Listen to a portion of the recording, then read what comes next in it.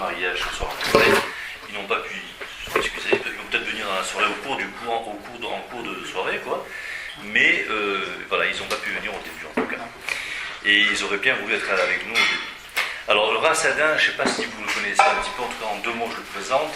Nous on l'a connu à travers le net. Martine regarde un peu l'espace Torah, Yahva et tous ces trucs-là. Et elle a beaucoup apprécié donc cette grande ouverture d'esprit, cette clarté dans le propos et cette compétence dans tous les sujets abordés. Donc on ne pouvait pas laisser passer Rassadin ce soir à Marseille sans le bloquer à la maison, au moins pour une soirée entre amis. Voilà, donc c'est ce qu'on a fait aujourd'hui avec Martine. On l'a bloqué à la maison pour une soirée et pour profiter un peu de ses connaissances, de sa science, de ses connaissances en Torah en particulier. Et voilà, donc on va le laisser s'exprimer et on vous souhaite à tous une bonne écoute et de profiter pleinement de son enseignement. Merci en tout cas, Rapsadine. C'est moi qui vous remercie d'avoir invité Dr Aouyal et à vous d'être venu.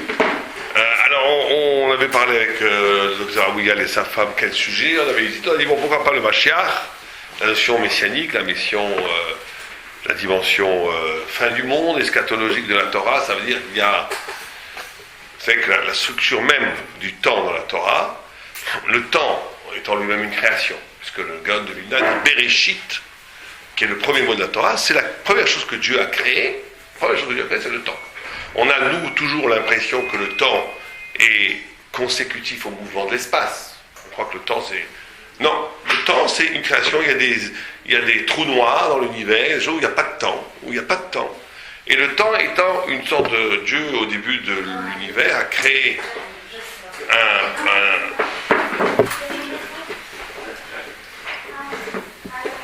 une sorte d'immense parchemin dans lequel va se dérouler toute l'histoire de l'univers et de l'humanité. Après, donc le temps est une création. Ce temps est structuré dans la Torah, pour la Torah en tous les cas, 3 grands moments, on va dire, 3 grands moments, immenses moments, qui clouent l'épopée de la création.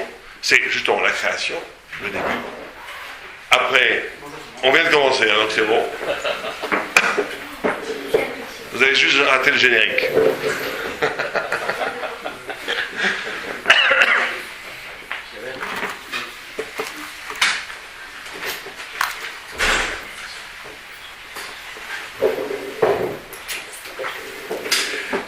Donc cette grande histoire de l'humanité, et c'est ça ce que la Torah annonce à travers le peuple juif, à l'humanité entière d'ailleurs, qu'il y a un avant le monde, il y a une création, il y a l'histoire du monde où se déroule la révélation, et il y a la fin du monde, entre guillemets, le Mashiach, et après, qui s'appelle, on pourrait dire ça en français, un mot un peu chrétien, la rédemption, la Géoula, l'émancipation universelle, ce que vous voulez. Il y a 3 moments: création, révélation et rédemption, en français. On va dire Bria, Gilouï, Géoula. C'est les 3 moments les plus importants. On en a déjà vécu 2. Et on en a déjà vécu 2 puisque, la création, et c'est très important qu'il y ait une création parce que c'est ça qui va différencier le peuple juif de toutes les autres formes de spiritualité. Ceci dit en passant, c'est vrai que le christianisme et l'islam ayant emprunté ces concepts-là au judaïsme, mais ce qui va différencier le peuple juif des autres formes de spiritualité, c'est que la spiritualité juive, la Torah, est une Torah qui donne à l'homme un accès à quelque chose qui n'est pas de ce monde. Quand on dit création, donc il y a un avant le monde. Quand on dit Géoula, Mashiach, quand on dit messianisme, donc il y a un après-monde. Donc le monde est vécu comme une parenthèse. Cette parenthèse du monde, cette prise de conscience que le monde est une parenthèse, que l'être là est une parenthèse, c'est fondamental. C'est fondamental pour la conscience juive. Parce que toutes les autres formes de spiritualité sont spirituelles. Il peut y avoir la spiritualité, mais c'est toujours une spiritualité qui est en réalité inscrite dans les rouages du cosmos, du monde. Alors bien sûr, il y a des spiritualités qui sont inspirées, après qui ont imité, qui ont pris des idées de la Torah. Le christianisme croit au-delà du monde, à la création, etc. Ils ont pris ça de la Torah. Mais comme forme originelle de spiritualité, c'est la Torah qui a enseigné ça au monde, qui a un avant, qui a une parenthèse, qui a un après. Et c'est très important, parce que ce n'est pas juste des idées métaphysiques, des idées philosophiques, ça va faire que l'homme va être capable, dans sa vie de tous les jours, de relativiser le monde et de poser l'absolu ailleurs dans le monde. problématique d'un homme, c'est de savoir où est le lieu de l'absolu. Si on voulait vraiment se poser la question, chacun à son niveau, même religieux ou pas religieux, c'est où est-ce que je mets le lieu de l'absolu? Qu'est-ce qui est pour moi le plus fondamental? Dans quoi j'investis? Dans quoi j'investis vraiment? Est-ce que j'investis dans l'argent, dans le travail, dans la réussite, dans le regard social? Bon, ça tout le monde sait ces clichés-là. Ou est-ce que j'investis dans l'élaboration d'une figure humaine qui peut se mesurer à l'éternité? Parce que l'homme se doit de vivre comme un immortel pour la Torah. On est immortel. Fondamentalement, on est immortel. On peut perdre cette immortalité en justement insérant sa vie que dans la matière, en donnant sa vie des dimensions du monde. Il n'y en a rien d'autre. Mais ça va être ça le choix. Ça ne va pas être juste des idées. Ça va être un choix existentiel, spirituel. Où est-ce que je mets, où est-ce que j'investis les choses? Vous savez que quand dans la création de l'homme, il y a écrit Vayatzer, il y a 2 yud. Il y a une sorte de faute d'orthographe dans la Torah. C'est très très rigolo. Toutes les créations, c'est écrit Vayatzer avec un yud. Et pour l'homme, il y a 2 yud. Et ces 2 yud, il y a énormément d'interprétations. L'homme, la femme, féminin, masculin, le bien, le mal, le haut, l'écartèlement entre le haut et le bas. Une sorte. Bonsoir.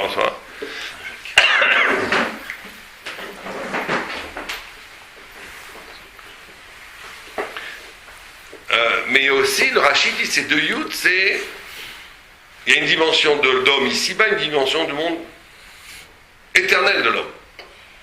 C'est-à-dire qu'il faut, on va prendre juste une minute parce que c'est très important. Qu'est-ce que ça veut dire pour nous aujourd'hui d'être immortel? Est-ce que ça a un sens? Est-ce qu'on fait des actions dans la perspective de l'immortalité? Ou bien non, en vérité, on vit complètement cerné, conditionné, façonné par les arcanes du monde. Et ça, cette pensée-là, de vivre à partir de l'éternité, c'est la Torah qui le donne parce que justement il y a un avant le monde, qu'il y a un après le monde, et que ce monde-là est relatif. Donc il rend le monde relatif et il rend la vérité absolue. Il y a une très belle histoire que j'ai racontée hier soir de Rabbi Yoshua ben Levi qui illustre tout à fait cette idée. Rabbi Yoshua ben Levi était un très grand rabbi, on raconte ça dans le Talmud, qui parlait toujours de façon très sympathique du Satan. Il disait le Satan, il est très bien. Pourquoi? Parce que le Satan, vous savez que le Satan dans la Torah, on dit que le Satan, l'ange de la mort, et le Yetzer Hara, qui s'appelle en français on pourrait dire le penchant du mal, je sais pas, ou l'instinct négatif, ou les pulsions négatives, c'est le même personnage. On dit que le Satan, d'où le mot inciter vient en français. Inciter, en français, un rapport assez étymologique, Satan. Parce qu'on dit il vient en bas, il incite à la faute. Après, il monte au ciel et il accuse. Il met 4 règles, après, il descend et il tue. C'est le cycle infernal du Satan. Donc, Rabbi Yoshua ben Levi disait toujours le Satan, c'est quand même un personnage sympathique, dans la mesure que c'est grâce à lui qu'on a du mérite. Sans lui, il n'y aurait pas de mérite. Sans lui, l'homme n'aurait aucun mérite. On sait bien qu'il nous fasse passer à l'épreuve. Et alors, un jour, le Satan se présente à Rabbi Yoshua ben Levi en lui disant bon, écoute, je voudrais te faire un cadeau parce que tu es le seul rabbin qui parle bien de moi. Tout le monde me crache au visage, toi, tout le monde me déteste. Et toi, tu es le seul qui parle bien de moi. Je voudrais faire un cadeau. Alors il dit non, je veux pas de cadeau. Il dit mais oui, je vais te demander quelque chose, je veux que tu me montres le paradis. Alors il dit bon, d'accord, c'est une grande demande que tu fais, mais d'accord. Alors il lui montre sur mon dos. Tout ça c'est bien sûr, puisqu'on va voir plus tard qu'il était resté, son corps était ici, là. C'est son esprit qui montait. Et son esprit, il chevauche le Satan comme on chevauche un cheval, il monte en haut, il arrive, il voit le paradis sublime, incroyablement beau. Et donc il saute, il ne peut pas résister, alors il saute. Et Satan essaie de le rattraper, il n'arrive pas, il est suspendu entre le néant et le paradis. Et à ce moment-là, il fait une voix, un serment, et il dit, je jure que jamais je ne quitterai cet endroit. Que je ne veux pas quitter cet endroit. Et ça, il a juré, donc il s'adresse à Dieu lui-même. Et ils disent, qu'est-ce qu'on fait avec ce bonhomme? Il a juré, et qu'est-ce qu'on fait? Dieu dit, s'il n'a jamais dévié de sa parole, s'il n'a jamais promis et pas maintenu, s'il n'a jamais, comme vous savez, quand on raconte des histoires, des fois on rajoute un petit élément pour faire beau, et même des fois sympathiquement pour que les gens comprennent, on déforme un peu. Si lui n'a jamais fait ça, il a vraiment toujours dit, il n'est pas marseillais, s'il n'a pas enjolivé les choses, il a vraiment expliqué les choses exactement comme elles sont, il n'a jamais dévié dans sa parole. Alors il peut rester au paradis vivant. Sinon, ramenez-le sur terre. On voit zoom de la bar mitzvah jusqu'à maintenant. Rabbi Yoshua ben Levi n'avait jamais dévié d'un iota. Il était Ne'eman Laemet, il était fidèle à la vérité. Donc, ouvrez les portes, on l'a fait rentrer vivant au paradis. Et on voit, entre-temps, il avait demandé au Satan de lui donner son couteau. Parce qu'il a dit, donne-moi ton couteau parce que tu peux m'égorger quand on va arriver près du paradis. Bon, tout ça, bien sûr, c'est symbolique, il faut comprendre ce que ça veut dire. Mais il y a une dimension où ça se passe comme ça. Et donc, le Satan qui crie dehors, rends-moi mon couteau! Et lui dit non, et en ce moment, personne ne peut mourir sur Terre. Et il y a un espace-temps où personne ne mourrait. Et donc, il marche comme ça dans le paradis, catastrophe. Plus de mort, plus de Satan, plus rien. Et il rencontre le fameux Rabbi Shimon Bar Yochai, qui a écrit le Zohar, le grand Rabbi Shimon Bar Yochai, le maître de la Kabbalah, qui est assis sur une table en or avec 13 tabourets, qui symbolise, c'est pas notre cours aujourd'hui, mais ça symbolise les 13 tribus, la table, bon, l'autel. Et il le voit, il lui dit, c'est toi qu'on appelle Yoshua ben Lévi. De là, d'ailleurs, on apprend que en haut, on parle des gens en bas. C'est une preuve dans la Gemara qu'on voit que les gens savent qu'on existe ici, même en haut, dans les mondes supérieurs. Mais oui, c'est moi qu'on appelle Yoshua ben Lévi. Il dit, on parle beaucoup de toi ici. Il dit, est-ce que tu as déjà vu l'arc-en-ciel? Est-ce que tu as déjà vu l'arc-en-ciel? Il dit, alors, vous savez qu'on a une tradition dans le judaïsme, que quand il y a l'arc-en-ciel, c'est très mauvais signe. Il y a des raisons scientifiques qui font qu'un arc-en-ciel apparaît dans le ciel, mais d'un point de vue spirituel, quand on voit un arc-en-ciel, c'est pas qu'il y a un arc-en-ciel, c'est quand on le voit. C'est très mauvais signe. Pourquoi? Parce que Dieu voudrait détruire le monde à ce moment-là, puisque c'est la promesse que Dieu a faite après le déluge, qu'il ne détruirait pas le monde. Donc il a mis une sorte de signe d'arc-en-ciel, où l'arche va vers le ciel et pas vers la terre, pour dire, quand je voudrais détruire le monde, je me rappellerai de ma promesse que je ne détruirai pas le monde, et donc je fais ça. Quand on voit un arc-en-ciel, ça veut dire il y a rétichout, ça veut dire qu'il y a une colère divine. Le monde a abusé de sa liberté, et on est au bord du chaos. Or, s'il y a un tzaddik véritable, ça veut dire un tzaddik, un homme absolument juste. On a une tradition que s'il y a un tzaddik, un homme absolument juste, il ne peut pas y avoir d'arc-en-ciel. Parce qu'un homme à lui seul peut justifier la création. Un homme à lui seul, si c'est un saint, un homme, Dieu se suffirait qu'un homme incarne à lui-même la justice absolue. Donc quand Rabbi Shimon lui pose cette question, qu'est-ce qu'il lui pose comme question? Il lui pose la question, est-ce que tu es un tzaddik absolu? Et Rabbi Shimon Lévi le comprend. Qu'est-ce qu'il répond? Il répond, oui, j'ai vu un arc-en-ciel, alors qu'il n'a jamais vu un arc-en-ciel. Parce que par humilité, il ne veut pas dire ça. Il dit, oui, j'ai vu un arc-en-ciel. Et à ce moment-là, Rabbi Shimon lui dit, sors, tu ne peux pas rester au paradis vivant quelqu'un qui a vu un arc-en-ciel. C'est extraordinaire ce texte, parce qu'on a quelqu'un ici qui toute sa vie n'a jamais menti, qui est rentré vivant par le mérite de n'avoir jamais menti. La première chose qu'il fait au paradis, c'est quoi? De mentir. C'est extraordinaire. Première chose qu'il fait, c'est de mentir. Pourquoi? Alors parce que ça nous amène un des fondements du judaïsme, un des fondements de la Torah. Le peuple juif est devenu juif quand il a été capable de dépasser des pratiques spirituelles. Ça veut dire que, prenez par exemple l'origine du judaïsme, c'est Abraham, Isaac, Jacob. Abraham Avinu, il était tout amour. Tout amour. Quand on est tout amour, être tout amour, c'est cette capacité d'empathie, de souffrir pour l'autre, d'être joyeux pour l'autre. C'est ça l'amour. L'amour, c'est pas la charité chrétienne. C'est d'être capable, quand l'autre souffre, je souffre pour lui. Quand l'autre est content, je suis content pour lui. C'est d'être avec l'autre. C'est que l'autre compte. Prendre compte de l'autre. C'est pas qu'il a raison ou pas raison. C'est prendre compte du système de l'autre. C'est ça la notion même de Rivka, quand elle arrive au bord de l'eau et qu'elle voit Eliezer qui cherche de l'eau, il ne sait pas servir un verre d'eau tout seul, elle ne cherche pas à comprendre. Il a besoin d'eau, il donne de l'eau. Ça, c'est la notion même d'amour. La notion même d'amour, ça veut dire, je n'essaye pas d'interroger tes problèmes. Sauf si c'est pour l'aider. Je te donne ce dont tu as besoin. Je souffre dans ta souffrance, je suis joyeux pour ta joie. Abraham, tout le monde vit cette expérience. Mais Abraham le vivait à un niveau extraordinaire. C'est-à-dire que chaque homme, pour lui, était comme un frère, comme son double. C'est la notion même de symbiose, d'amour. Un tzaddik, c'est ça. C'est pour ça qu'il faut aller voir les tzaddikim. Ce n'est pas des chassidim, mais c'est pour ça qu'il faut aller voir les grands sages d'Israël. Parce qu'ils sont capables de nous voir, de percevoir notre drame, de percevoir notre blessure, et de prier pour nous comme ils priaient pour eux. C'est ça le vrai tzaddik. Il est capable de vivre notre vie et de prier pour nous. Alors c'est vrai que la Torah veut que tu pries seul Dieu, mais si tu ne peux pas. Donc il y a cette notion, or, qu'est-ce que Dieu demande dans la 10e épreuve à Abraham? De sacrifier son fils. Il n'y a pas d'acte plus opposé à l'amour que sacrifier son fils. Il n'y en a pas. On peut chercher, il n'y en a pas. Son fils, c'est l'amour absolu. De tuer son fils, il n'y a pas d'acte plus horrible au monde, on va dire. Je ne pense pas qu'il y ait un acte plus horrible au monde que de tuer son fils. Il n'y a pas. Et donc, on demande à celui qui est tout amour de commettre l'acte le plus opposé à l'amour.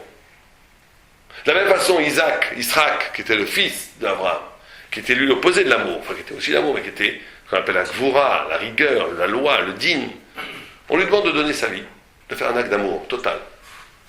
Et les deux ne discutent pas. Les deux disent, si Dieu veut ça, je le ferai.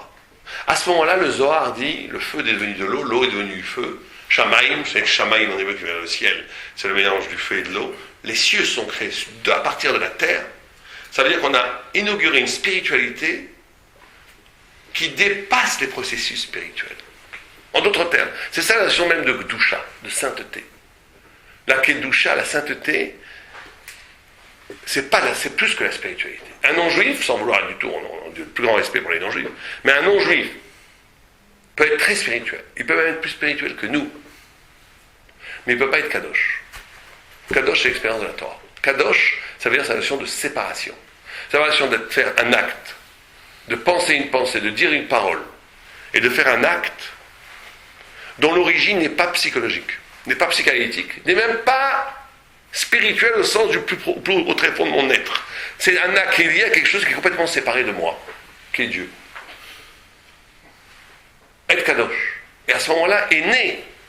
Eux leur auraient demandé à un bon samaritain qui est tout amour, tue ton fils, il leur aurait dit, moi je ne peux pas, c'est contre, me demander moi n'importe quoi, mais pas ça. C'est contre tout mon processus spirituel. Quand il a cherché à avoir ce dépassement, est né le judaïsme.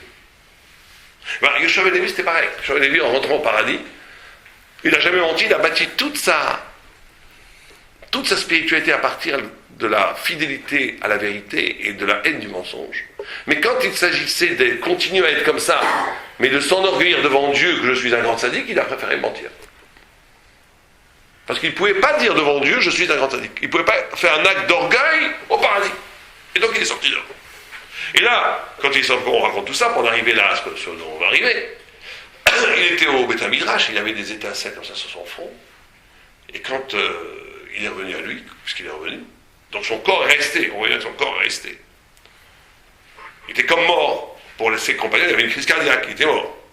Il avait des étincelles, et quand il se réveille, on n'avait pas Dr Aouyad à côté dans le Beth Midrash, parce qu'ils n'ont pas pensé, c'est très étonnant ce texte. Moi j'aurais dit, vous voyez quelqu'un qui avait une crise cardiaque, qu'est-ce que vous faites? Vous êtes docteur. On fait une analyse, on lui donne à boire, je sais pas, on fait lui donner à boire, il faut lui mettre de l'eau sur le Dieu, je sais pas. Là, rien du tout. Ils lui disent, qu'est-ce que tu as vu? Première chose, ils lui demandent, qu'est-ce que tu as vu? Qu'est-ce que tu as vu? Pas comment tu veux l'ambulance, rien du tout. Qu'est-ce que tu as vu? Et lui, il dit une chose extraordinaire. Il dit, j'ai vu un monde renversé. Olam Afur Raiti. J'ai vu un monde renversé. Un monde à l'envers. C'est quoi l'explication du monde à l'envers? Il y en a beaucoup, mais j'en donnerai deux. Premièrement, la première qui n'est pas pour nous, mais la deuxième qui nous intéresse. Il dit, premièrement, d'abord, ceux qui sont grands ici, les grands de ce monde, là-bas, c'est des petits balayeurs. C'est-à-dire que Sarkozy, là-bas, il fait la vaisselle. Je rigole. Les gens qui sont ici importants socialement, là-bas, sont petits. Et le petit rabbi, là, qui est dans le fond du Beth Midrash, que tout le monde regarde à peine, qui étudie la Gemara, comme ça, qui est très humble et tout, là-bas, c'est un prince. Un monde renversé. J'ai vu, les valeurs ne sont pas les mêmes. Le statut des hommes n'est pas le même, là-bas. Ce qui prévaut, c'est pas, bien sûr, le prestige social. Ce qui prévaut, c'est le prestige moral, spirituel, éthique. Très bien. Deuxième explication de ce monde renversé, c'est là on arrive à ce dont on voulait parler par rapport au fait que le monde est une parenthèse, par rapport à la relativité du monde. Et d'un avant, et ce que nous apprend l'avant et l'après. C'est que l'expérience même de la mort, il leur enseigne qu'est-ce que c'est l'expérience même de la mort. Si je vous demande à vous qu'est-ce que c'est le concret, qu'est-ce qui est concret? Qu'est-ce qui est tangible? Qu'est-ce qui est réel? Qu'est-ce que vous me répondrez? Le vivant. Ce qui est palpable. La vie. Ce qui est palpable. Le vivant. Cette table. L'argent, le politique. Je sais pas. Des choses qu'on... Et notre Torah qu'on a étudiée, nos prières qu'on a faites, les mitzvot qu'on a faites, des zdakot qu'on a faites, est-ce que vous pouvez les voir? C'est abstrait. C'est des choses qu'on ne voit pas. Or, l'expérience de la mort, c'est ce renversement-là. C'est de concevoir tout d'un coup que tout ce qui nous paraissait étani, ça veut dire, en hébreu étani, ça veut dire éternel, fort, c'est de la fumée. c'est de la fumée, c'est une parenthèse. Et les seules choses qui restent, éternellement, c'est les mitzvot, la Torah, les beaux traits de caractère qu'on a pu parfaire en nous. C'est-à-dire qu'il y avait un grand rabbin qui disait le paradis n'existe pas. Ce qui voulait dire par là, que le paradis, c'est pas un lieu, c'est pas un déplacement de lieu. Ici, comme certains pensent, le beau jardin et tout. C'est les mitzvot, la spiritualité qu'on a dégagée, qu'on a construit autour de nous, qui deviennent notre habitat éternellement. Éternellement. C'est-à-dire que ce qui est ici, qu'on ne voit pas, qui n'est pas visible, devient le lieu même de notre habitation pour toujours. Et tout ce qui paraît ici, l'habitat tangible, c'est une parenthèse complètement éphémère. C'est l'éphémérité même. C'est ça l'expérience de ça qui dit ce que j'ai vu. Olam Afo, j'ai vu un monde renversé. Or, cette notion d'avant, parenthèse après, c'est avant tout cette faculté de relativiser le monde, qui donne une liberté par rapport au paganisme. C'est le monde, même l'idole, même la spiritualité s'inscrit dans la nature, s'inscrit dans le monde. C'est pareil d'ailleurs pour le panthéisme, qui ne peut pas faire la différence entre Dieu et le cosmos. C'est uni. Le judaïsme pose comme valeur absolue la différence entre Dieu et le monde. Différence radicale. Il y a du radicalement autre, il y a de l'autre. Et on est concerné par cet autre, parce que vous savez que d'après la halakha, c'est assez extraordinaire, puisque le judaïsme est très paradoxal, puisqu'il nous demande de ne jamais représenter Dieu. C'est interdit de représenter Dieu. On n'a pas le droit de représenter Dieu en image, jamais. Et d'un autre côté, si on nous demande agenouille-toi devant une idole où je te tue, qu'est-ce qu'on doit faire? On doit se laisser mourir. Si on nous dit je vais te tuer toi et ta femme, il tue ma femme. Certains vont dire oui, tu c'est bien. C'est-à-dire qu'il faut, si on dit tue tes enfants ou bien renie Dieu, tu dois te laisser tuer. C'est la loi pour tout juif. Comment est-ce que la Torah elle peut demander un tel geste d'amour pour une entité de Dieu qu'on n'a même pas le droit de connaître positivement? C'est extraordinaire, cette double logique. C'est parce qu'il y a une proximité, justement, une intimité avec Dieu qui ne passe pas par les représentations de la nature, qui ne passe pas par le monde. Le souffle intérieur, l'âme qui scintille à l'intérieur de chacun d'entre nous, est une émanation du souffle divin. Il y a une proximité avec Dieu qui ne passe pas par la représentation du monde. Et cette notion de avant le monde, après le monde, la relativité du monde, elle est essentielle à la vie aujourd'hui du juif. Pas simplement que c'est une mitzvah de croire que le Mashiach vient, que le Mashiach ne vient pas. Alors, une des 13 articles de foi que Maïmonide pose, c'est justement la croyance, on fait que le Mashiach vient. Que de croire tous les jours, de l'attendre, pas simplement de croire, de l'attendre. D'attendre qu'il vienne. Et la Gemara nous dit, ça ne suffit pas de l'attendre, il faut l'espérer. Il faut l'espérer. C'est pour ça que le Mashiach, c'est dans le traité Nézikim, c'est-à-dire qu'il faut revendiquer le Mashiach. Il faut l'espérer. C'est-à-dire qu'il faut... Un juif est une âme qui doit être insatisfait du monde. Qui doit dire, le monde n'est pas comme il doit être. Il faut qu'il devienne meilleur. C'est-à-dire que c'est une injonction qui est faite au point où on doit dire, c'est pas possible que le monde reste comme il reste. C'est pas possible. Il faut que ça change, il faut que ça devienne meilleur. L'espérance messianique, c'est pas juste de croire que le Mashiach va venir. C'est de l'espérer de toute son âme. Il y a écrit, c'est extraordinaire, parce que le Rambam dit celui qui n'espère pas la venue du Messie est un koffer. C'est quelqu'un qui est un renégat, on va dire, entre guillemets. Et il n'a pas dit celui qui ne croit pas que le Messie va venir. C'est celui qui ne l'espère pas. Donc là encore, on est dans ce rapport au monde. Il ne faut pas être satisfait du monde tel qu'il est. Le fait que le monde va vers une finalité, doit être vécu pour nous de façon existentielle dans l'espérance messianique. Donc on a ces trois moments. On les reprend avant de rentrer dans le sujet avec les textes du Mashiach. Création, révélation et rédemption, Mashiach. Création, c'est le pur acte d'amour. Vous savez qu'on a aussi le triptyque d'Abraham, Yitzhak, Jacob. Abraham étant incarnant l'amour, le chesed, Yitzhak, la loi, Jacob, l'équilibre des deux, la vérité, la Torah. Or, ces trois moments-là sont aussi création, c'est Abraham, c'est l'amour. Dieu crée le monde par pur amour, il n'y a aucune raison. Le vrai amour, c'est d'être capable de faire quelque chose sans raison. Après, il y a révélation, qui est lui plutôt Jacob, puisque c'est la révélation de la vérité, au Sinaï, révélation. Et Mashiach, c'est plutôt Yitzhak, c'est le fait que le monde va rendre compte. Si tout commence par l'amour, c'est l'amour d'avoir créé le monde en se dirigeant vers une fin, c'est qu'à la fin, tout devra rendre compte de tout. Ça, c'est la dimension de Gvura, de Din, de loi, de rigueur qui est incarnée par Yitzhak. Le monde se dirige vers une fin qu'il faudra à un moment donné où tout devra rendre compte en effet. Et un homme d'ailleurs vit comme ça la journée. Vous savez que les trois tfilotes qu'on fait sont par rapport à ça. Le Raphaël de Brice dit les trois tfilas qu'on fait matin, après-midi, soir, c'est pas de prier 3 fois la même prière. On prie le matin comme une création, le monde est créé, donc c'est comme un remerciement du fait même qu'il y a existence. Et à la fin de la journée, Mincha, c'est pour ça que c'est bien de prier Mincha à la fin, quand la nuit commence à arriver, juste avant Mincha Ktana, on doit penser qu'est-ce que j'ai fait de la journée, de rendre compte de ce que j'ai fait de ma journée. Et la nuit, qui est la fila de Yaakov, on essaye de trouver un lieu d'équilibre entre tous ces points-là, parce que c'est la nuit, le monde disparaît, donc c'est le monde de l'intelligence, le monde de la réflexion, le monde où je suis seul face à Dieu, face à la vérité, où j'essaie de donner naissance à tout cet ensemble. Donc, cette notion du messianisme, c'est cette notion aussi de comprendre que le monde va vers un lieu, vers un but, vers un sens où tout, à un moment donné, chacun d'entre nous, et le monde en son entier, va devoir rendre compte de ce qu'il a fait de sa vie, de ce qu'on a fait de l'humanité, qu'est-ce qu'on fait ici.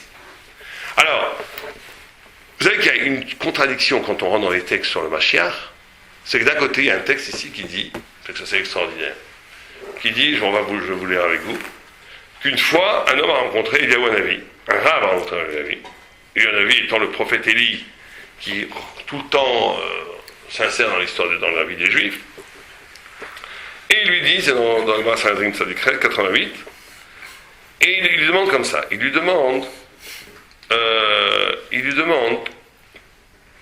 quand est-ce que le Mashiach va venir? Quand est-ce qu'il va venir? Quand est-ce que le Mashiach va venir? Il demande quand va venir le Mashiach? Quand vient le Messie? Et il lui dit, t'as qu'à lui demander toi-même. Va demander au Messie. Et il dit, je vais lui demander, où est-ce qu'il est?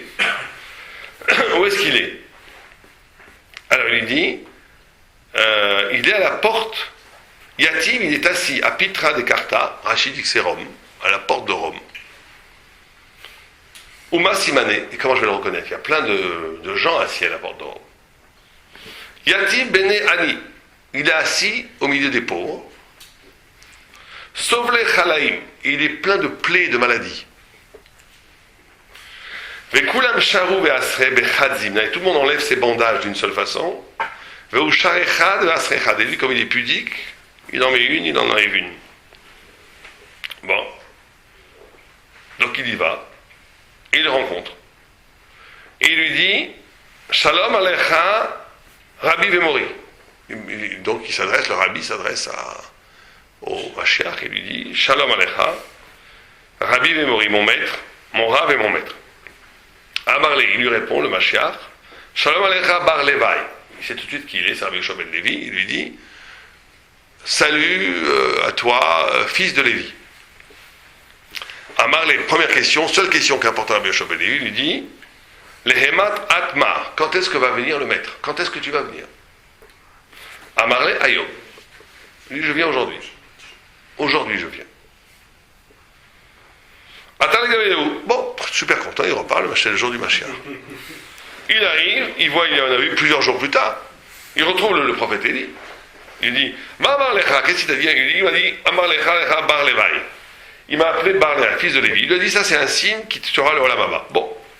Mais il n'est pas du tout impressionné par cette promesse du monde futur. Il dit, Amar Le Shikur et Kashaka. Il m'a menti le Mashiach. Il m'a menti. Il m'a menti, il n'est pas venu. De Amar Le Yom Matina, il a dit qu'il viendrait aujourd'hui. Veloata, et il n'est pas venu. Donc on voit ici que le Mashiach, c'est une promesse de venue qui ne vient jamais presque. Tant qu'il viendra. S'il doit venir, il ne vient pas. Il dit, c'est comme ça qu'il t'a dit. Ayom im bekolo tishmeru. Je viendrai aujourd'hui si vous entendez ma voix. Si vous entendez ma voix, je viendrai aujourd'hui. Donc ici, il y a un texte, il y a 2 ou 3 éléments qu'il faut comprendre. D'abord, pourquoi à la porte de Rome? Pourquoi est-ce qu'il est assis à la porte de Rome? Et Rachid dit que cette porte de Rome, c'est une porte concomitante, une sorte de porte qui est en même temps la porte de Rome et en même temps la porte du Gan Eden. Porte du Rhum, porte du Gan Eden, quel rapport? Allez, ce que Rachid dit. Ouais.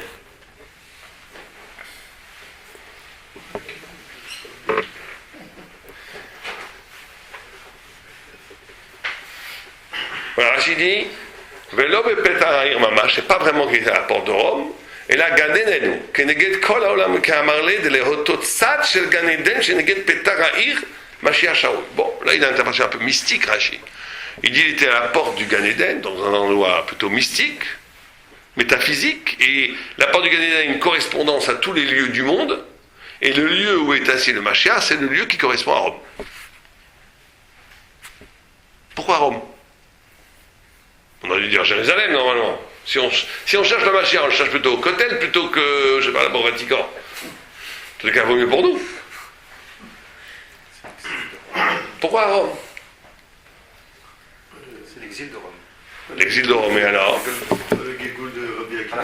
À la fin de l'exil de Rome. Ouais. Ils n'ont pas regardé des pièces du temple à Rome? Ouais, ils ont pris la Hanoukia et les choses. Est-ce que ça justifierait qu'ils soient là-bas? En vérité, le Maharal de Prague, il dit comme ça. Il dit deux choses très importantes pour comprendre la notion même du messianisme juif. Il dit, que tout le processus messianique, c'est pas simplement de faire triompher la vérité. C'est qu'il faut que le mal lui-même, et Rome symbolise le mal, ou plutôt une civilisation oublieuse de la transcendance, et on connaît ça. Vous savez comment le Maharal presque méchamment appelle l'Occident? Vous savez comment il l'appelle? L'empire du vide, ou l'empire du rien. Et c'est très intéressant que le Maharal dise ça au XVIe siècle, parce qu'au XVIe siècle, c'était pas du tout évident. Il y avait beaucoup de valeurs. Mais on voit ça de façon extraordinaire d'un point de vue historique, que toute l'histoire de l'Occident, c'est de détruire en vérité les valeurs.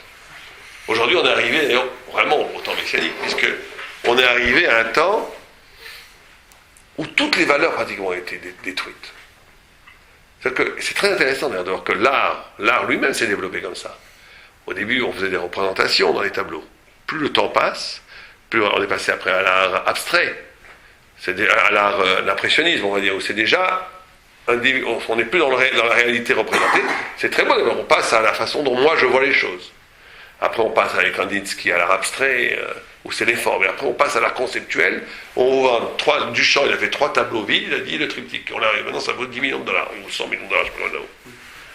Le vide. Le vide absolu. Mais qu'est-ce qu'il cherche dans le vide, d'après vous? Pourquoi on cherche le vide? Et c'est pas dans les valeurs. Avant, il y avait des valeurs. Maintenant, il n'y a plus de valeurs. Aujourd'hui, on peut faire des mariages homosexuels, pourquoi pas? Tout est pourquoi pas. Vous savez que la force de Esav, c'est 2 mots. C'est pourquoi pas. Très dur à répondre pourquoi pas. Vas-y répondre à pourquoi pas. Quelqu'un te dit, mais toi tu veux te marier avec une femme, moi je me marie avec un homme, pourquoi pas? Réponds à pourquoi pas, très dur. C'est-à-dire, toi tu vas à la synagogue prier, moi je vais tourner autour du feu, 100 fois, je trouve que c'est très bien aussi. C'est ma façon de pratiquer la spiritualité. Pourquoi pas? Pourquoi pas, argument nul, mais pratiquement indestructible. Parce que pourquoi pas, c'est basé sur le vide. C'est-à-dire, il n'y a rien qui justifie quoi que ce soit. Tout est possible. Le monde n'est qu'un champ des possibles. Donc chacun vit le possible qu'il veut. Toi, tu veux vivre ce possible, moi j'en vis un autre. Mais quand tu dis ça, ça veut dire que le monde est vide. Parce que s'il y a un sens, il n'y a pas de pourquoi pas. S'il y a un sens, s'il y a des valeurs ontologiques, s'il y a des choses, s'il y a des vérités vraies. Aujourd'hui, au Rachat, il y a encore quelques valeurs. Quelqu'un qui irait tuer des enfants, on dirait que c'est pas bien, heureusement. J'espère que dans 50 ans, ça sera toujours vrai. Je ne sais pas que le machin sera bien avant, mais avant, il y a des choses, des pratiques aujourd'hui qu'on qualifierait de ça absolument immoral, scandaleuse, il y a 50 ans, 100 ans, aujourd'hui. C'est même bien, quand tu critiques ça, t'es un fasciste. On est dans le monde du vide absolu. Et tout l'Occident. Et qu'est-ce qu'il cherche dans le vide? En réalité, ce qu'il cherche dans le vide, c'est pas si simple. C'est que toute représentation spirituelle, elle est limitée. Parce qu'elle est limitée. Tu dis une valeur comme ça, mais elle est critiquable, une valeur comme ça. Tu peux très bien dire c'est un peu nul, c'est un peu gnégno, c'est un peu vieillot, et ça limite la liberté, et ça limite. Donc on veut la casser. Il y a quelque chose de merveilleux, soi-disant, dans le vide, c'est qu'il peut être absolu. Donc en réalité, Esav, qui est le frère de Yaakov, le frère jumeau de Yaakov, ce qu'il cherche dans le vide, et quand on cherche dans le vide artistique, Aussi, c'est l'absolu. Mais c'est un absolu dégagé, en réalité c'est Dieu sans Dieu, on va dire. Il faut bien comprendre que c'est ça la clé de voûte de la compréhension de la culture occidentale. C'est qu'on cherche Dieu sans Dieu. On cherche l'absolu, la jouissance absolue sans Dieu, sans aucune entrave, sans aucune responsabilité. Oh, ça va très très loin. Et le Mashiach deviendra que quand le mal, entre guillemets le mal, ou le vide, si vous préférez, ou Rome, va aller tellement loin que le vide lui-même va devenir impossible et va lui-même proclamer Dieu. C'est quand le vide lui-même, Ephes Zulato, que Ephes Zulato, c'est-à-dire que la présence de Dieu va apparaître à partir du tréfonds du vide. À un moment donné, ça sera tellement loin poussé l'absurde du vide, l'absurde du mal, que va jaillir la vérité. C'est ça la nation de Rome. Et vous savez que ça va très très loin, parce que vous savez que Esav, c'est le frère de... Esav, c'est Rome. Ésaü, on dit en français, je crois. Que le frère de Jacob. C'était deux frères. Et la civilisation occidentale est une civilisation très très sophistiquée. Il ne faut pas non plus croire. Ce vide est très sophistiqué. Il y a une sophistication intellectuelle en Occident qui est proche de la sophistication talmudique. C'est un parallèle. Parce que Esav, d'où va naître le Mashiach d'ailleurs, c'est le fils de Yitzhak. Vous savez que dans la structure thoraïque, il y a deux. Il y a ce qu'on appelle le Chomer, il y a ce qu'on appelle la Tsura. Le Chomer, c'est la matière. La Tsura, c'est l'idée. C'est le concept, c'est la vérité. Enfin, c'est plutôt l'idée. Or, il y a deux façons de vivre la vie. Il y a une façon de vivre la vie où les gens vivent dans la matière. Ça n'est pas vivre dans la matière. C'est pas vivre avec l'argent ou dans la matière ou manger ta journée. C'est pas ça. La matière, c'est quoi? Pour bien comprendre ce que c'est de la matière, on prend par exemple une histoire de pâte à modeler. Une pâte à modeler, quand vous avez une matière, elle est riche de toutes les formes possibles. Si j'ai une pâte à modeler comme ça, elle peut prendre toutes les formes, une pâte à modeler. Donc il y a des gens qui veulent vivre une vie de matière. Ça veut dire quoi? Ils ne veulent jamais prendre une forme définitive. C'est un peu comme l'Occident d'ailleurs. Ça veut dire qu'on fait une expérience et après on la détruit. Une autre expérience, après on la détruit. On ne peut jamais s'engager, on ne peut jamais avancer, on ne peut jamais construire. Ce qu'on recherche dans cette vie de matière, c'est la jouissance d'exister pour rejouer encore une deuxième fois, troisième fois, quatrième fois, cinquantième, 10 fois. Mais à la fin, c'est nul, parce qu'il n'y a rien construit. Mais on vit, mais les gens, comme les gens qui ne veulent pas s'engager, les gens qui ne veulent jamais se marier ou jamais s'engager, pourquoi? Parce que ils courent après le plaisir comme des fous. Parce que tant qu'ils ne sont pas mariés, ils ont l'infini possible. Quelqu'un qui n'est encore pas marié, c'est comme quelqu'un qui est devant une feuille blanche, il peut écrire le plus beau roman du monde. Devant une feuille blanche, avant de prendre le stylo, il va peut-être être plus fort que Proust. Allez savoir. C'est possible, non? C'est possible. Puisque c'est pas encore arrivé. J'ai le potentiel d'écrire la plus belle page du monde. Eh ben oui. J'ouvre une page blanche, je prends mon stylo, j'ai encore rien fait. Je dis, moi, j'ai le potentiel maintenant d'écrire la plus belle page de littérature de toute l'humanité. On peut pas me dire non. On peut pas me dire que je mens pas. C'est possible. C'est ça la force de la feuille blanche. La force de la feuille blanche, c'est la force de pouvoir. Tout est possible. Mais quand on vit que dans le tout est possible, on vit nulle part, parce qu'on fait rien. On vit tout le temps dans l'espérance. Comme des gens qui ne se marient pas. Pourquoi? Quand tu creuses un peu, c'est parce qu'ils disent j'ai pas envie de me limiter à une personne. Mais tu sais très bien que tu vas te marier avec toute la planète. Oui, mais je garde la possibilité du top. Et c'est jamais top, parce qu'il y a toujours un top il y a toujours un top par rapport à un autre top. Donc on ne se marie pas. Donc on est bloqué, donc on fait rien. Très souvent, il y a des problèmes comme ça chez les jeunes hommes. Chez les jeunes gens. Alors ça, c'est la façon dont beaucoup dans l'humanité a vécu. Abraham Yitzhak a inventé la notion de tsura. Tsura, c'est la notion de la pure idée. Vous savez qu'Yitzhak, c'est un personnage fabuleux. Parce que Yitzhak, après le sacrifice, sur qu'on appelle la ligature d'Yitzhak, après il est arrivé à une annulation de son ego pratiquement totale. C'est le seul personnage biblique, le seul, que Dieu dit Éloqué, Yitzhak du vivant d'Yitzhak. Il y a un principe que Dieu ne nomme jamais son nom avec un homme vivant. Jamais. Quand Dieu dit Dieu de Moïse, c'est que Moïse est sadique et juste à jamais. Alors si vous dites Dieu de Rouven et que Rouven est toujours vivant, vous annulez sa liberté, puisque ça veut dire que demain il ne peut pas devenir méchant, puisque Dieu a déjà collé son nom à lui. Or Dieu ne colle jamais son nom à un être vivant, jamais. Parce qu'un homme a la possibilité demain de devenir méchant, sinon il n'est pas libre. Le seul qu'il ait fait, la seule fois où Dieu dit Eloké Yitzhak, du vivant d'une personne, c'est Yitzhak. Parce que lui, après la ligature, après le sacrifice d'Isaac, il a traversé le miroir. Il a vu. Vous savez que si quelqu'un allait au paradis, lui, est comme s'il était mort et ressuscité de son vivant, c'est préféré. Si quelqu'un voyait en haut et revenait, il ne ferait plus jamais une seule faute. Il n'aurait plus de liberté en réalité. Il n'aurait plus de liberté. Il verrait la vérité absolue. Yitzhak, il arrive à un raisonnement en disant,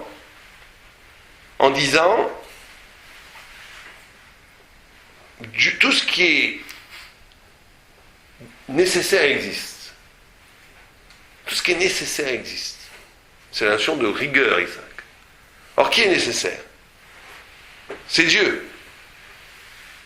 Or, moi, devant Dieu, je ne peux pas exister puisque je ne suis pas nécessaire. Donc, je n'existe pas.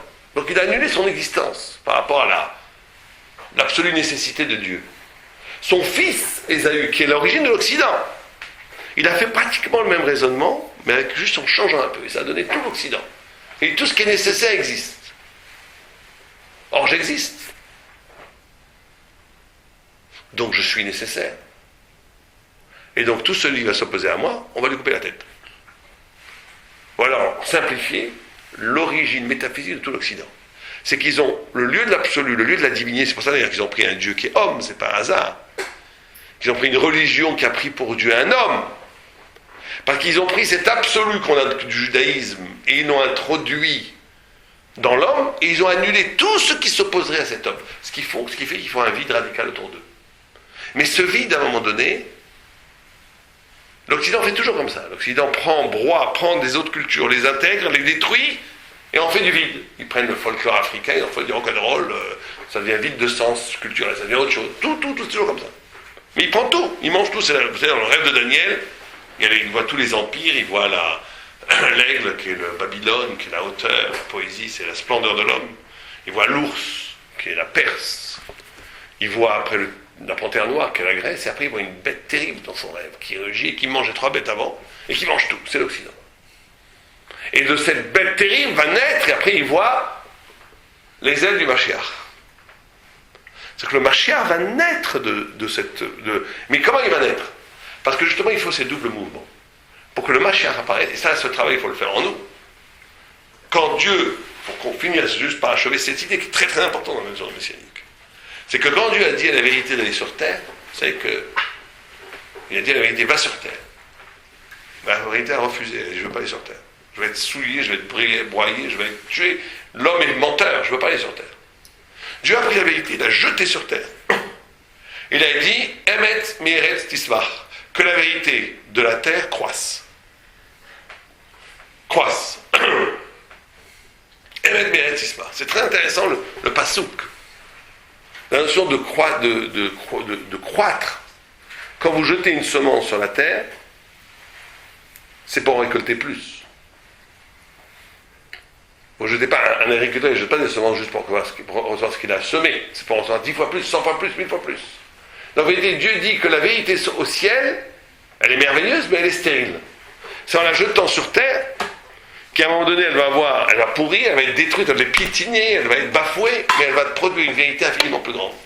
Donc, quand vous prenez le pasouk, c'est très intéressant de voir ça. Si vous prenez le pasouk, ici, je vous l'écris maintenant, en direct, Emet, Mi, Erest, Tismar. Voyez comme ça, ce pasouk, si on le voit comme ça, Emet, Mi, Erest, Tismar, il se lit de tous les côtés. Emet, Mi, Erest, Tismar. C'est qu'il se lit comme ça et il se lit comme ça. C'est comme si la vérité, comme si ce pasouk a dit en jetant la vérité sur terre, elle va se multiplier au carré. Donc il faut que pour que la vérité messianique apparaisse complètement, il faut qu'elle se confronte. C'est quoi la différence entre une vérité au ciel et une vérité sur terre?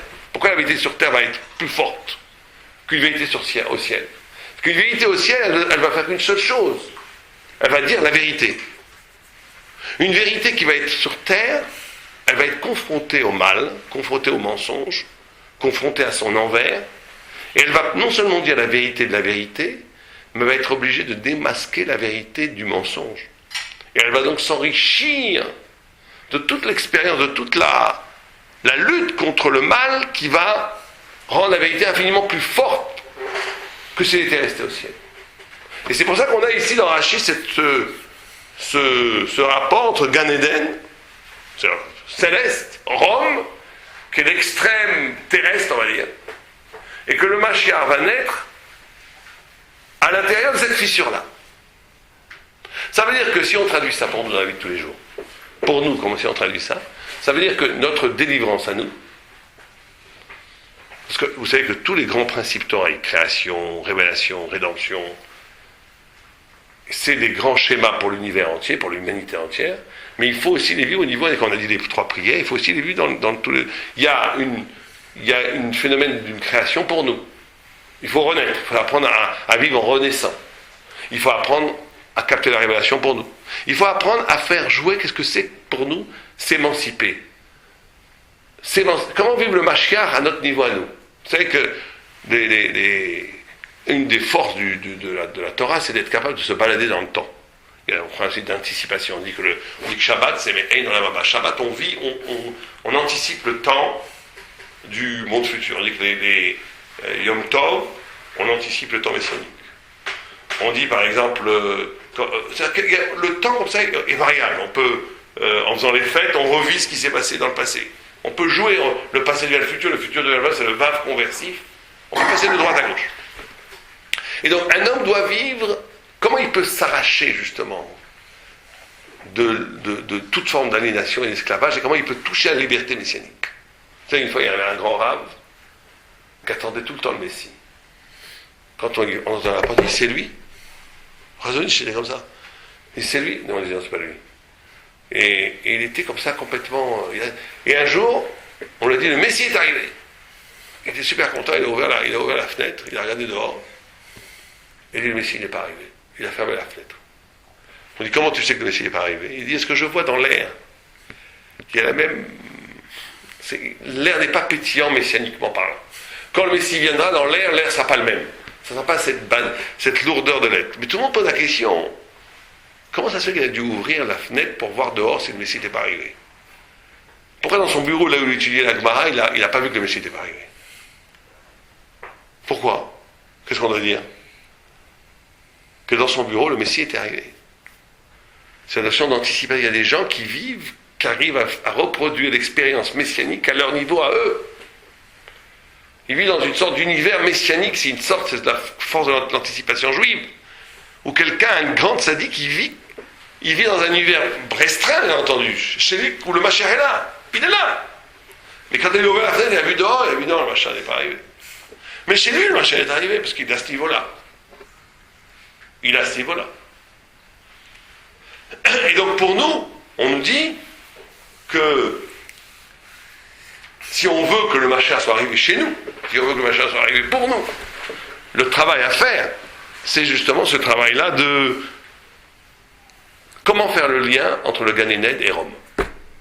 Comment faire le lien entre la plus haute forme de spiritualité qu'on a avec nous et toutes les choses négatives qu'on a pu faire, ou qu'on continue à faire, toutes nos pulsions négatives, tout ce qui est négatif en nous. Comment être capable que le négatif en nous lui-même nous aide à reconnaître que Enon Milvado, qu'en vérité, nous allons à prendre conscience que la seule chose importante, c'est Dieu et la Torah. En d'autres termes, une tchouva totale, ça ne sera pas simplement de dire la Torah c'est mieux, la Torah c'est sympathique, la Torah c'est quand même plus intéressant à vivre que de ne pas vivre la Torah. C'est déjà pas mal. Mais une tchouva totale ne sera pas ça. La Torah dit la Torah c'est mieux, la Torah c'est plus sympathique, je vais me mettre à étudier, je vais me mettre à grandir la Torah, mais de façon plus fondamentale, je veux maintenant comprendre, je vais utiliser toutes les choses, tout ce que j'ai pu faire de négatif, ou tout ce que j'ai appris comme chose négative. Je vais utiliser tout ça pour montrer comment c'est tellement absurde qu'elles disent exactement le contraire de ce qu'elles disent. Être capable de traduire, et ça bon, chacun à son niveau, il y en a qui sont capables de le faire par exemple au niveau de toute la philosophie, ou toute la science. Ils sont capables de lire toute la philosophie, et prendre toute la philosophie, et de montrer comment justement la philosophie elle-même, elle est tellement allée loin dans l'erreur qu'elle, en dialectique, en se retournant, elle dit en od bilvado. C'est ça vivre le Mashiach. C'est être capable de transformer toute l'existence en message spirituel. Ton propre existence. C'est pas qu'il y a les idées en haut, et la vie ici, et bon, alors maintenant je me rattache aux idées, et la vie elle continue comme elle est. C'est que je suis capable de transformer l'existence, la vie, en parchemin spirituel que Dieu me dit des choses. Vous vous rendez compte, celui qui vit comme ça, moi je connais un homme qui vit comme ça. Vivre comme ça, c'est être capable. Quelqu'un vous insulte, au lieu de réagir, dans la nature, quand on vous insulte, vous insultez. Au lieu de réagir, tu dis, tiens, merci beaucoup, monsieur. Vous m'insultez, c'est que Dieu me dit quelque chose. Donc, je n'ai pas répété, je n'ai pas eu entendu. Ah oui, merci, c'est un message fabuleux que vous m'avez envoyé, je vais y réfléchir. C'est quelqu'un qui peut vivre comme ça, il est au-delà de la... J'avais un grand rare, qui s'appelait Rav Avigdor Mir, qui disait toujours, l'essence de l'éthique, c'est de ne pas réagir. Être capable de ne pas être réactif. Tant qu'on est dans la réaction, on n'a même pas commencé le chemin spirituel. La réaction, ça veut dire tu me détestes, je te déteste. Tu es méchant, je suis méchant. C'est le réactif. Tu es sympa avec moi, je suis sympa avec toi. C'est donnant. Tu me fais la tête, je te fais la tête. Tu me souris, je te souris. Comme les animaux d'ailleurs. Les animaux, vous leur donnez à manger, ils vous lèchent. Vous leur donnez une claque, ils vous mordent. C'est normal, c'est de la biologie, c'est normal. C'est viscéral, c'est instinctif, c'est le réflexe. Ça, c'est l'anti-Torah, c'est le biologique. Le spirituel, c'est d'être capable, chaque chose qui arrive, chaque événement qui arrive, d'être capable de le traduire en lettres de Torah. Ça veut dire quelque chose. Avec ce détachement. Ça veut dire quelque chose. Je le traduis en spiritualité. Bon, c'est très dur, parce que moi je dis ça même. Ma femme, elle déteste que je raconte cette histoire, parce qu'elle dit tu fais la charade sur toi-même, mais je suis obligé, pour le bien du Tzibour, de la raconter. Une fois, j'avais fait tout un cours sur ça, justement, un cours très long avec des gens qui voulaient travailler sur eux-mêmes, très intéressant, sur la colère et tout. Et je dis vraiment, on parlait de ça, du réactif, du biologique, et comment. Et on avait poussé l'étude beaucoup plus loin parce que c'était le sujet. Comment trouver un lieu de quiétude, parce qu'il y a une façon, il y a des techniques. Pour trouver un lieu de quiétude où je ne m'identifie pas à moi-même, au corps, à l'ego. Il y a des systèmes pour prendre du large, l'évasion, être grand. Et on a fait ce cours, c'était magnifique et tout. Moi, je prends la voiture, quelqu'un me fait une queue de poisson. Et je commence à le klaxonner, à l'insulter. Et au même moment où je le klaxonne, je dis, mais je viens de faire un cours pendant 1 heure qui ne va pas être réactif. Pourquoi ? Oui, pourquoi ? Parce que c'est l'habitude du corps. Le corps, le biologique, il est très fort, très très puissant, le biologique. Très très puissant. C'est très dur de rompre, de casser avec des logiques d'intérêt, des logiques de prégnance, des logiques de moi avant tout, des logiques de défense. Très très dur. Mais c'est le seul, ça a l'air très dur, mais pourtant c'est le aleph-bet, c'est le alpha-bêta du début du travail spirituel. Il y a des gens qui font le contraire, qui restent réactifs et qui travaillent, qui étudient 10 heures par jour et qui font des prières. À la fin c'est une catastrophe parce qu'ils ont travaillé pendant 10 ans et à la fin ils sont exactement comme il y a 10 ans. Ils s'énervent encore pour la moindre des choses. Ils sont vexés dès qu'on leur fait une mauvaise réflexion. C'est-à-dire qu'ils n'ont pas bougé depuis 10 ans. 20 ans d'études. T'as perdu ton temps pendant 20 ans. Il faut commencer par ça. Il faut commencer par le travail. Le aleph-bet de la spiritualité, c'est cette capacité de s'arracher au biologique, c'est-à-dire à la réaction. Et là, ça ouvre des perspectives, et c'est ça la notion messianique, c'est ça l'émancipation. C'est que je vais dire que la réaction, c'est que le négatif qui est en moi lui-même va dire le sens de l'être. Va dire le sens de l'être. Alors juste pour vous dire, parce que je vois que le temps passe vite, je ne veux pas vous faire plus d'1 heure, je vais vous lire presque un texte prophétique qui est très intéressant, qui dit ce qui se passera, et on n'en est pas loin d'après moi, juste avant que le Mashiach vienne. Le texte nous dit ce qui va se passer juste avant que le Mashiach vienne. On va essayer de l'analyser en 2 minutes, en 5 minutes. Voilà, j'essaie de faire 1 heure, on est à 55. En moins de 5 minutes, on va essayer de voir comment ça se fait. Bon. Le texte dit comme ça. Le texte dit Tano Rabban, Rav Pinchas ben Yair Omer, Michel. Ouais. Il dit que depuis que le temple a été détruit, que c'est le début du temps messianique qui arrive, Bonjour, Haverim et Banav Chorim. Vechapu Rosham. Bon, ça on va le passer parce que c'est juste après le Bédagog. On va passer au Mashiach directement. Il dit d'abord qu'il y a une descente. Que les Hakima, que l'intelligence est devenue littérature. Mais avec et Safra. Ceux qui étaient Chacham sont devenus des Sofer. Sur ceux qui étaient Chacham, qui étaient capables de dire, parce que l'intelligence réelle, qu'on peut goûter encore, l'intelligence juive réelle, c'est pas de décrire le monde tel qu'il est. C'est de se mettre en contact avec la parole de Dieu qui a fait qu'il y a le monde. C'est ça la vraie chorma. Quand on étudie un texte vraiment de Gemara, c'est pas de décrire les choses. Tant qu'on est dans la description des choses, on est en vérité, on est encore à côté de la vérité. Le rapport, un vrai rapport à la vérité, c'est que tout est parole. Vous savez qu'en hébreu, une chose s'appelle davar et une parole s'appelle davar. Davar. Davar, parce que chaque chose est portée par une parole créatrice. La matière en elle n'existe pas. La matière est portée par une voyelle divine qui l'a fait exister. Le chacham, celui qui est le sage de la Torah, est capable de se relier à cette parole en deçà ou au-delà du masque matériel que présente la chose. C'est pour ça d'ailleurs que c'est le secret de pourquoi les grands initiés peuvent faire des miracles. C'est pas qu'ils font abracadabra. Abracadabra d'ailleurs qui est d'hébreu. Abara qui est d'Evara, qui soit créé comme il a parlé. Mais c'est d'hébreu. Vous savez que chez les Celtes, ce serait intéressant, les Celtes, les Bretons, ça va être une des 10 tribus perdues, parce que quand vous regardez les livres des Celtes, Kabbalah pure. Que la Kabbalah pratiquement. Un peu déformé, mais que la Kabbalah. D'où ils ont pris ça. Alors, ou bien il y avait un kabbaliste il y a 13 siècles qui leur a enseigné ça, mais c'est la pure Kabbalah. Abracadabra, il y en a plein d'autres. Balzébout, d'après vous, c'est quoi Balzébout? Balzébout, c'est quoi?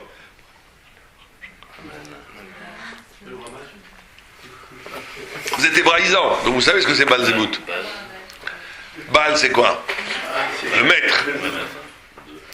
Le maître des mouches. Balzbour, c'est le maître des mouches.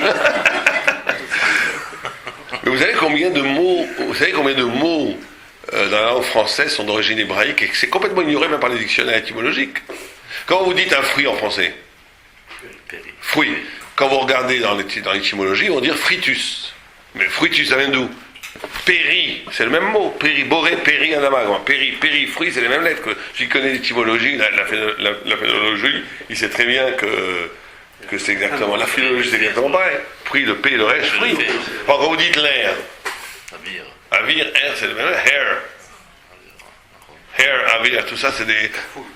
Kafou, on a parlé hier, du couple, le couple Kafou. Il y a des centaines de mots.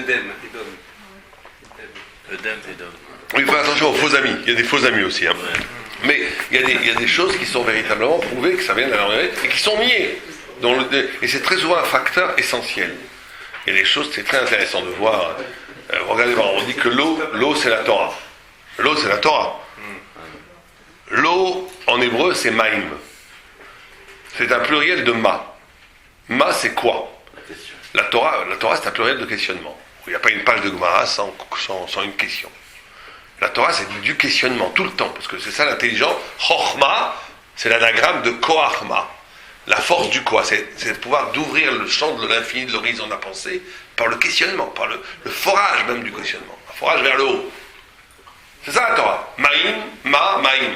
Et bien, c'est ce secret du lien. Et en plus, l'eau et la Torah sont aussi liés, parce que l'eau, c'est en même temps le signe de la vie. Il n'y a pas de vie sans eau, comme il n'y a pas de vie sans Torah. Il y a aussi, c'est le paradoxe, parce que l'eau, c'est dans les quatre fondements, qui sont la terre, qui est la paresse, l'air, qui est l'orgueil, le feu, qui est la colère. L'eau, c'est les pulsions vitales.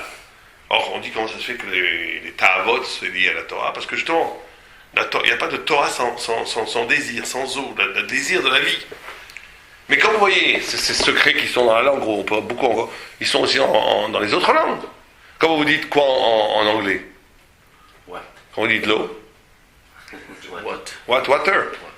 Quand vous dites quoi en allemand? Wasser. En français, il faut prendre le latin. Quid, aqua. Il y a un rapport étymologique entre l'eau et le questionnement tout le temps. En arabe, bien sûr, c'est l'antisémitique, c'est pareil. Bien, en tous les cas, pourquoi on dit ça, je ne me souviens plus. Alors on dit ici, lui il te dit, ah oui, parce qu'on disait cette idée, on va vraiment essayer de finir, parce qu'on est arrivé à l'heure,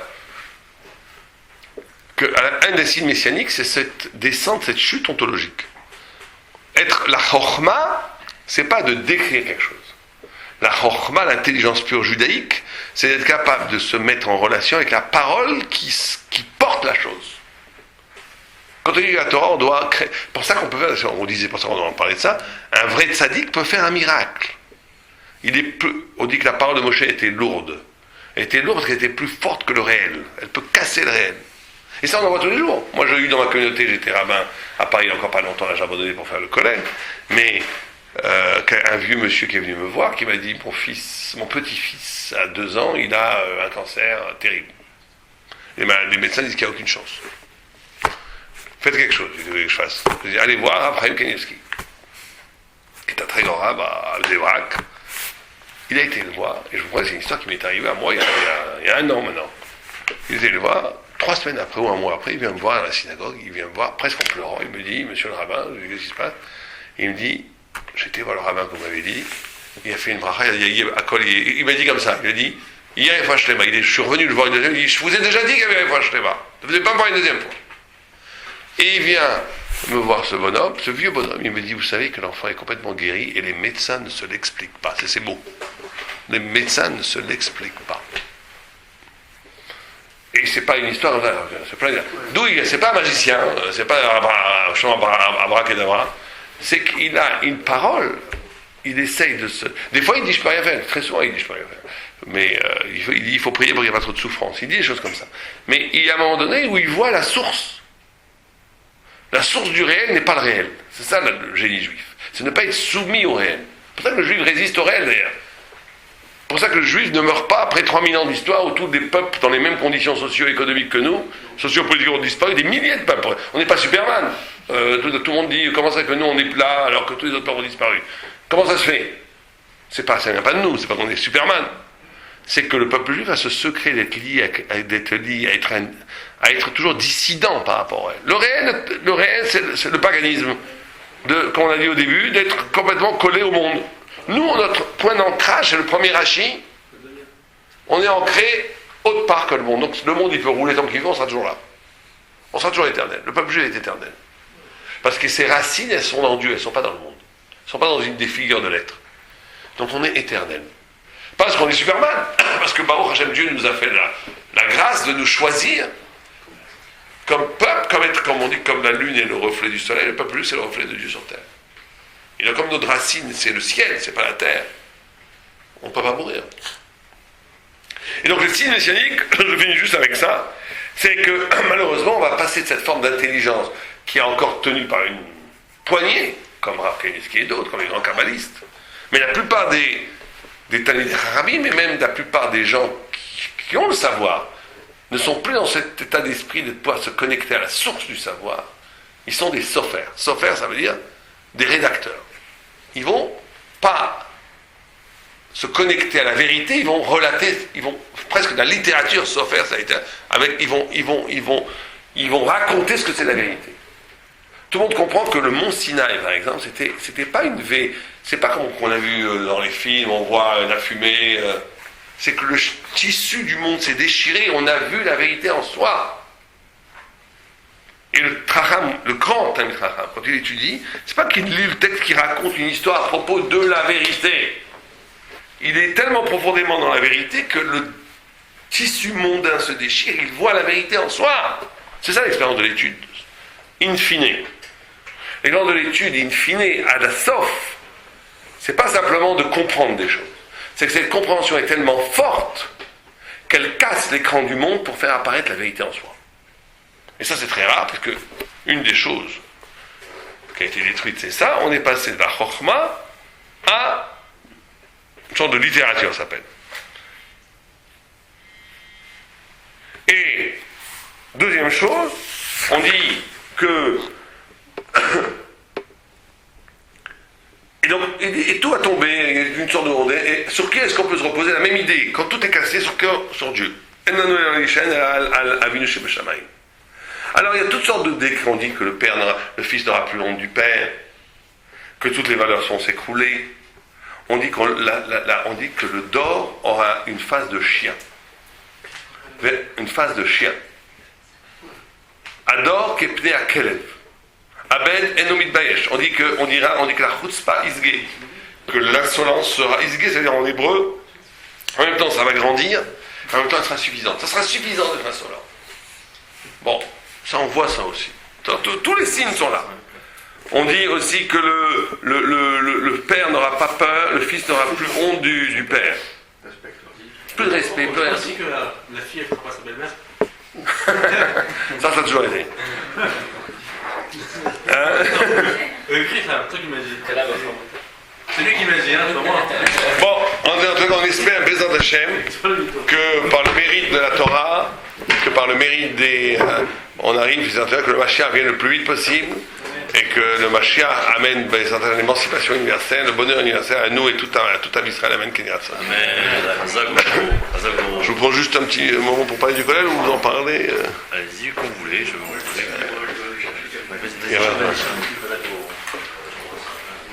Oui, je me permets juste qu'on avait prévu de faire aussi ça.